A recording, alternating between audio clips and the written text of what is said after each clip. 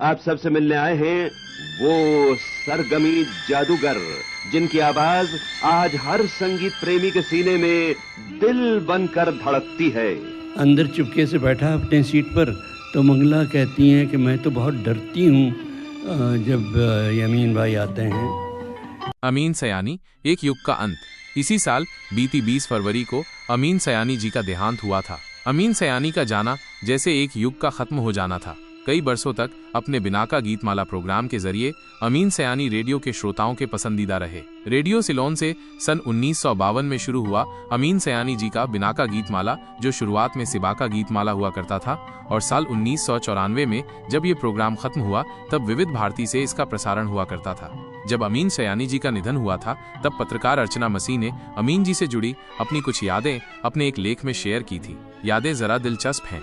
हमारे कई पाठक जो उम्रदराज हैं उन्हें शायद अपने पुराने दिनों में लौटने का मौका मिले। पसंद आए तो ये यादें, ये किस्से आप शेयर अवश्य कीजिएगा ताकि अधिक से अधिक इस तरह की बातें लोग पढ़ सकें। अर्चना मसीह जी लिखती हैं कि प्रत्येक बुधवार को अमीन सयानी जी का प्रोग्राम बिनाका गीतमाला रेडियो पर प्रसारित होता था। अर्चना मसीह जी की माँ तब अपनी युवावस्था में थी। उन लोगों के घर में रेडियो नहीं था, लेकिन उनकी एक शादीशुदा बड़ी बहन के घर पर रेडियो था। इसलिए प्रत्येक बुधवार को अर्चना मसीह जी की माँ और उनकी अन्य बहनें यानी अर्चना जी की मौसियाँ अपने सख्त मिजाज पिता से बड़ी बहन के घर जाकर रेडियो पर अमीन सयानी का बिनाका गीतमाला सुनने की अनुमति मांगती थी। इत्तेफाक से बड़ी बहन का घर भी नजदीक ही था, तो पिता वहां जाने की इजाजत अपनी बेटियों को दे दिया करते थे। वो 1960 का दौर था। तब अधिकतर लड़कियां रात 8 बजे अमीन सयानी का प्रोग्राम सुनने के लिए घर के सभी काम जैसे खाना बनाना, साफ सफाई करना इत्यादि पहले ही फिनिश कर लिया करती थी। उस वक्त की यादें वो लड़कियां अपनी अगली पीढ़ियों तक साझा करती हैं। जाहिर है वो सब अब उम्रदराज महिलाएं हो चुकी होंगी, उनके पास अब यादें ही बची होंगी। अर्चना मसीह जी की माँ जब अपनी अन्य बहनों संग बड़ी बहन के घर पहुंचती थी तो प्रोग्राम शुरू होने से कुछ मिनट पहले ही उनके जीजा एक ताले वाली अलमारी से रेडियो को बाहर निकालते थे। वो रेडियो लकड़ी के एक कैबिनेट में बंद रहता था। पहले वैसे रेडियो सेट्स भी खूब आते थे। जैसे ही अमीन सयानी जी का प्रोग्राम खत्म होता था, रेडियो को फिर से ताले वाली अलमारी में रख दिया जाता था। सभी लोग बड़ी बेसब्री से बिनाका गीतमाला के पहले नंबर पर आने वाले गीत की घोषणा का इंतजार करते थे। अमीन सयानी के बोलने का तरीका सबको स्पेशल लगता था। अमीन सयानी का बिनाका गीतमाला प्रोग्राम के इतना ज्यादा लोकप्रिय होने की सबसे बड़ी वजह ये थी कि वो गीतों के साथ साथ उन गीतों से जुड़ी रोचक बातें व बिहाइंड द कैमरा के किस्से भी बताया करते थे। जाहिर है उस वक्त सूचनाएं सिर्फ प्रिंट मीडिया और रेडियो के जरिए ही मिलती थी, क्योंकि टीवी की पहुंच भी तब बहुत सीमित थी देश में। इसलिए अमीन सयानी द्वारा अपने खास स्टाइल में बताए गए गीतों से जुड़े किस्से कहानियां लोगों को बहुत रोचक लगते थे, बहुत अधिक पसंद आते थे। अर्चना मसीह जी ने अपने पिता और अमीन सयानी के बिनाका गीतमाला प्रोग्राम से जुड़े कुछ किस्सों का जिक्र भी अपने लेख में किया है। वो लिखती हैं, 1952-53 की बात है। गांव में उनके पिता के घर पर चार्जेबल बैटरी से चलने वाला एक रेडियो सेट हुआ करता था। उस बैटरी की दिक्कत ये थी कि वो बहुत जल्दी डिस्चार्ज हो जाती थी और उसे फुल चार्ज होने में 24 घंटे लग जाते थे।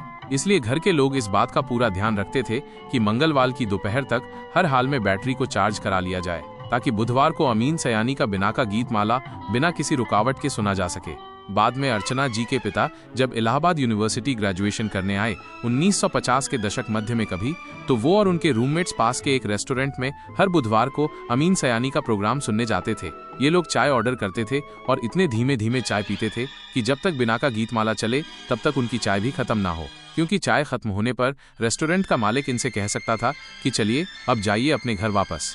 कुछ दिनों बाद यूनिवर्सिटी की अथॉरिटीज ने हॉस्टल के वार्डन के कमरे में एक रेडियो सेट लगवा दिया। वो रेडियो एक एक्सटेंशन कोड के जरिए कॉमन रूम में लगे स्पीकर से कनेक्ट कराया गया, ताकि वहां आकर हॉस्टल में रहने वाले सभी स्टूडेंट्स अमीन सयानी का बिनाका गीतमाला प्रोग्राम सुन सकें।